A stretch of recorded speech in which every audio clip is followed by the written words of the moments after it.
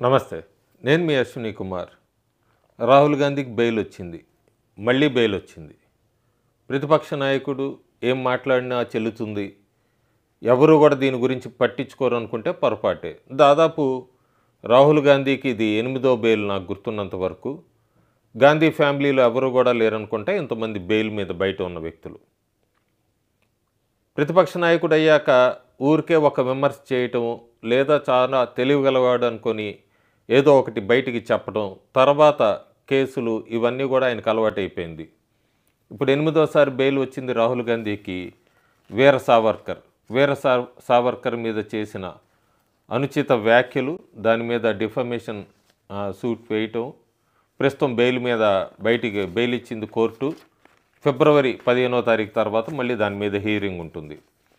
రాహుల్ గాంధీ మాట్లాడుతూ ఆయన తన గ్రాండ్ మదర్ మాజీ ప్రధాని ఇందిరాగాంధీ చెప్పినట్టుగా తనతో వీర సావర్కర్ గురించి చర్చిస్తున్నప్పుడు వీర సావర్కర్ బ్రిటిష్తో కాంప్రమైజ్ అయిపోయారని, అందుకే క్షమాభిక్ష అడుగుతూ చాలా ఉత్తరాలు రాసేవారని ఇందిరాగాంధీ రాహుల్ గాంధీకి చెప్పినట్టుగా రాహుల్ గాంధీ వ్యాఖ్యానించారు. దీని మీద పెద్ద దుమారమే జరిగింది అప్పుడు లోక్సభలో. ఆ తర్వాత కూడా డిఫామేషన్ దాకా వెళ్లాల్సి వచ్చింది రాహుల్ గాంధీ మీద.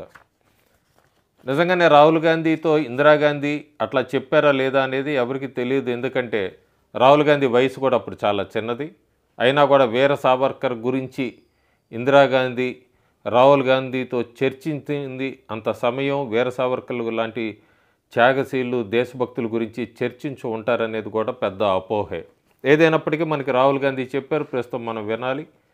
ప్రస్తుతం వీర సావర్కర్కి ఇందిరాగాంధీ చెప్పుండొచ్చా? రాహుల్ గాంధీకి వీర సావర్కర్ గురించి అట్లా చెప్పుండొచ్చా? ఎందుకంటే ఇందిరాగాంధీ మదిలో వీర సావర్కర్ గురించి ఉన్నది వేరు, అభిప్రాయమే వేరు.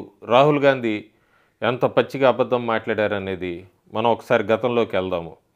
వీర సావర్కర్, రాహుల్ గాంధీ ఎప్పుడూ కూడా దాదాపు ఒక 5-6 నెలల నుంచి మాట్లాడితే ఏ రాష్ట్ర ఎన్నికలు వచ్చినా కూడా, అసెంబ్లీ ఎన్నికలు వచ్చినా లేదా లోక్సభ, ఆ తర్వాత అసెంబ్లీ ఎన్నికలు వచ్చినా కూడా, ముఖ్యంగా మహారాష్ట్ర లాంటి చోటంతా వీర సావర్కర్ గురించి క్షమాభిక్ష పెట్టి అడిగారు, బ్రిటిష్తో కాంప్రమైజ్ అయిపోయారంటూ కూడా రిపీటెడ్గా చెప్తూ వచ్చాడు ఆయన ప్రతిపక్ష నాయకుడు రాహుల్ గాంధీ.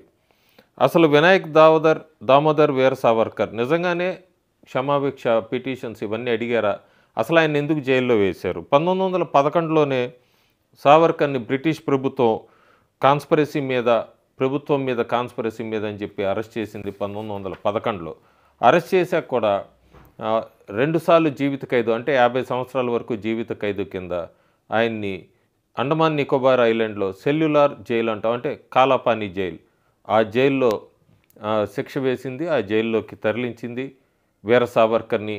ఆ జైల్లో కూడా ఎట్లా ఉంటాయంటే పరిస్థితులన్నీ ఎలాంటి కఠినమైన పనులు చేయించేవాళ్ళంటే అక్కడ ఉన్న ఖైదీలతో, ముఖ్యంగా భారతీయులతో, భారతదేశం స్వతంత్రం గురించి పోరాడిన వీరులతో, వీళ్ళందరికీ కూడా వాళ్ళు డైలీ లేబర్ కింద పనులు చేయించుకుంటాము, మాటలతో చెప్పలేనన్ని శిక్షలు వేయటము, అట్లాగే చాలా కఠినమైన పనులు చేయించుకుంటాము. ఇంకా ప్రాణాలు అక్కడ పోవాల్సిందే. అండమాన్ నికోబార్ ఐలాండ్ జైలు గురించి అంటే చాలామందికి తెలిసే ఉంటుంది అక్కడ ఎలా ఉంటాయని. ఇలాంటి కాలాపానీ జైల్లో వీర సావర్కర్ని మగ్గుతూ అక్కడే చంపాలన్నది బ్రిటిష్ వాళ్ళ ఆలోచన. కానీ వీర సావర్కర్ మదిలో వేరుంది. ఎట్లాగైనా సరే మళ్ళీ దీని నుంచి బయటకు వచ్చి స్వాతంత్ర సమరయోధులందరినీ కలుసుకొని స్వాతంత్రం కోసం పోరాడాలని ఆయన తాపత్రయం. అందుకే ముందుగా ఆ జైలు నుంచి బయటపడడానికి ఆయన మెర్సీ పిటిషన్స్ అన్నీ కూడా అప్లై చేసినట్టుగా మనకి చరిత్ర చెప్తోంది. ఎంత చెప్పినా కూడా అక్కడ కాంగ్రెస్ లీడర్స్ రాహుల్ గాంధీ లాంటి వాళ్ళందరూ కూడా ఈ ఫ్యాక్ట్స్ అంతా కూడా అబద్ధము, ఇదంతా కూడా హిందుత్వ ఐడియాలజీకి వ్యతిరేకమంటూ కూడా రాహుల్ గాంధీ లాంటి వాళ్ళు మాట్లాడడము, ఇవన్నీ కూడా మనం చూస్తూనే ఉన్నాము. అంతేకాకుండా కాంగ్రెస్ పార్టీ, ముఖ్యంగా రాహుల్ గాంధీ కూడా ఆయన ఫ్రీడమ్ స్ట్రగుల్ని కానీ త్యాగాల్ని కూడా అన్నిటినీ కూడా పక్క పెట్టేసింది, వేరే రూట్లోకి తీసుకెళ్ళడానికి ప్రయత్నించింది వీర సావర్కర్ గురించి. ఇందిరాగాంధీ ఏం చెప్పింది? నిజంగానే ఇందిరాగాంధీ రాహుల్ గాంధీతో వీర సావర్కర్ గురించి అలా చెప్పుండొచ్చా? ఎందుకంటే గతం చూస్తే మనం ఇందిరాగాంధీ వీర సావర్కర్ని ఒక ఓపెన్ ఫాలోవర్ అని చెప్పచ్చు సావర్కర్కి. ఇందిరాగాంధీ ఆమె 1980లో మే 30వ తారీఖు ఒక లెటర్ రాసింది. పండిట్ బక్లే ఆయన స్వతంత్ర వీర్ సావర్కర్ రాష్ట్రీయ స్మారక్కి సెక్రటరీ. దాని మీద ఆయనకు ఉత్తరం రాస్తూ వీర సావర్కర్ గురించి రిమార్కబుల్ సన్ ఆఫ్ ఇండియా అంటూ కూడా ఆవిడ సావర్కర్ని పొగిడింది. అంతేకాకుండా వీర సావర్కర్ డేరింగ్ డెసిషన్ ఇదంతా బ్రిటిష్ గవర్నమెంట్ మీద తీసుకున్నారు. ఫ్రీడమ్ మూవ్మెంట్కి అంతా కూడా చాలా ముఖ్యమైన పాత్ర పోషించిన వ్యక్తి వీర సావర్కర్ అంటూ కూడా ఇందిరాగాంధీ మే 30, 1980లో రాసిన ఉత్తరంలో క్లియర్గా ఉంది వీర సావర్కర్ గురించి. అంతేకాకుండా ఒక అడుగు ముందుకు వేసింది ఇందిరాగాంధీ, వేసి కూడా remarkable son of India Veera సావర్కర్ది birth centenary కూడా జరుపుకోవాలంటూ కూడా ఆవిడ ఉత్తరంలో రాసింది. అక్కడితో ఆగలేదు. Classical revolutionary and inspirational figure అంది 1966లో సావర్కర్ చనిపోయాక.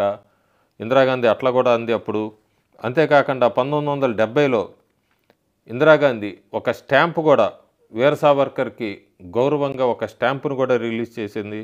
అంతేకాకుండా 11,000 రూపాయల డొనేషన్ కూడా ప్రైవేట్గా మెమోరియల్ ఫండ్కి ఇచ్చింది ఇందిరాగాంధీ. ఇంత చేసిన ఆవిడ నిజంగానే సావర్కర్ గురించి వ్యతిరేకంగా మాట్లాడి ఉంటుందా రాహుల్ గాంధీతో అన్నది వీక్షకులే ఆలోచించుకోవాలి. 2019లో మళ్ళీ ఒకసారి తెర మీదకి తీసుకొచ్చారు కాంగ్రెస్ పార్టీ నాయకులంతా కూడా వీర సావర్కర్ గురించి. మళ్ళీ భారతరత్న అప్పుడు వీర సావర్కర్కి ఇద్దాం అనుకుంటే అపోజ్ చేసిందే కాంగ్రెస్ పార్టీ. కాంగ్రెస్ పార్టీలో ఉన్న నాయకులందరూ రాహుల్ గాంధీ అండతో. అంతేకాకుండా అప్పుడు ఇందిరాగాంధీ లెటర్ రాయటం ఇదంతా కూడా సోషల్ మీడియాలో సర్ఫేస్ అయింది. అప్పుడు మన్మోహన్ సింగ్ మళ్ళీ క్లారిఫై చేశారు. క్లారిఫై చేస్తూ కూడా మేము సావర్కర్జీకి ఎగెనిస్ట్ కాదు, కానీ ఆయన హిందుత్వ ఐడియాలజీకే వ్యతిరేకం అంటూ కూడా మన్మోహన్ సింగ్ స్టేట్మెంట్ ఇవ్వాల్సి వచ్చింది 2019లో. క్లియర్గా తెలుస్తుంది ఇక్కడ మనకి కాంగ్రెస్ పార్టీ ద్వంద్వ వైఖరి అని చెప్పచ్చు మనం పూర్తిగా. వీర సావర్కర్ చేసిన త్యాగాల్ని ఇవన్నీ కూడా పూర్తిగా డైవర్ట్ చేసింది. ఫ్రీడమ్ స్ట్రగుల్ వీటికి సంబంధించింది అంతా కూడా. ఎంతసేపటికి ఆయన హిందుత్వ ఐడియాలజీ అవి మాకు నచ్చలేదు అని చెప్పటమే కానీ ఆయన స్వాతంత్ర సమరం కోసం ఎలా యుద్ధంలో పాల్గొన్నాడు, బ్రిటిష్ వాళ్ళ మీద ఎట్లా పోరాడాడు అన్నది మాత్రం చరిత్రని తిరగరాయటానికి లేకపోతే చరిత్ర నుంచి ఆయన పేరు తొలగించడానికి ప్రయత్నించింది కాంగ్రెస్ పార్టీ. ఇప్పుడు అందుకే క్వశ్చన్ ఒకటి మనకి ఎప్పుడు కూడా అరైజ్ అవుతుంటుంది. ఎందుకు కాంగ్రెస్ నాయకులు రాహుల్ గాంధీ లాంటి వాళ్ళందరూ కూడా భారతదేశ స్వాతంత్రం కోసం పోరాడిన వాళ్ళని పక్కకు లాగుతూ ప్రయత్నిస్తూ ఉంటారు?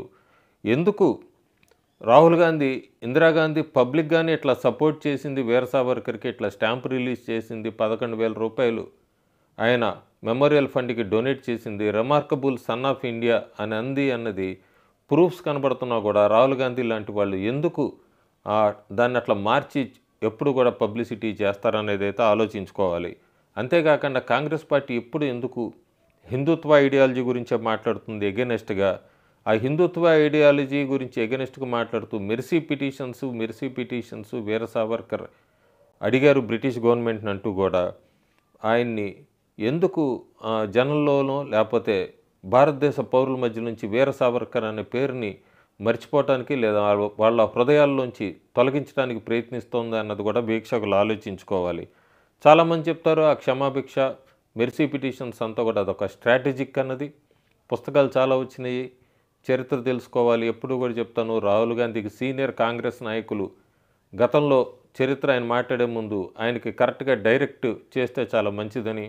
రాహుల్ గాంధీ ఇట్లా స్వాతంత్ర సమరయోధుల గురించి ఇట్లా వ్యంగ్యంగా మాట్లాడినట్టు లేకపోతే వాళ్ళనంతా భారతదేశ ప్రజల హృదయాల్లోంచి వాళ్ళ పేర్లను తొలగించడాలని ప్రయత్నిస్తే మాత్రం రాహుల్ గాంధీ పేరును మర్చిపోతారే తప్ప భారతదేశ ప్రజలు నిజమైన స్వాతంత్ర సమరయోధులు ఇట్లాంటి వీర సావర్కర్లు మాత్రం ప్రజల హృదయాల్లోంచి తొలగించలేరన్నది గుర్తుపెట్టుకోవాలి.